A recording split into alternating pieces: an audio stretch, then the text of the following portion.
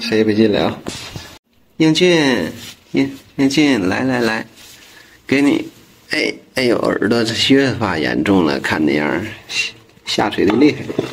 这是我妈给你关起来了，我说我半夜回来把你关起来就行了，她提前就把英俊给关起来了。明天做手术，大夫要求提前6至8小时禁食禁水。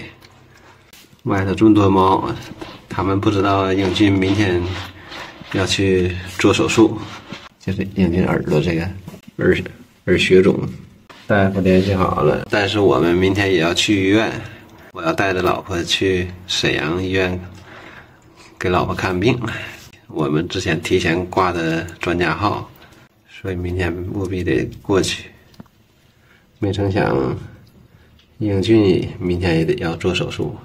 本来呢，李宝尿闭他刚好，刚恢复正常，然后英俊耳朵又出现了问题，耳朵肿了，下边肿的鼓了个包，大夫说是应该是耳血肿吧，早发现就早给英俊做手术给他治疗，恢复个几天在那儿住院，大夫还要给他手术后进行清理。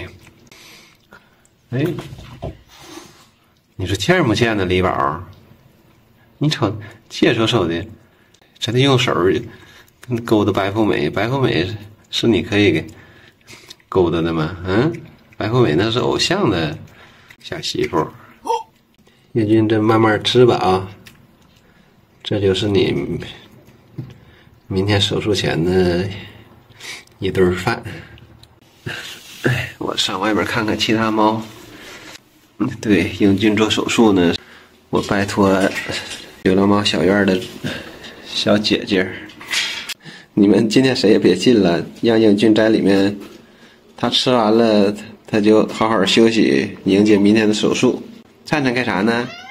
灿灿没事儿。哎呦，我去，灿灿啊！我以为这个是大帅呢。我说灿灿，你都快比你外公胖了。这猫草啊，昨天给放下去了，他们竟然没吃多少啊！今天接着放这个猫草，这个猫草长得高一些。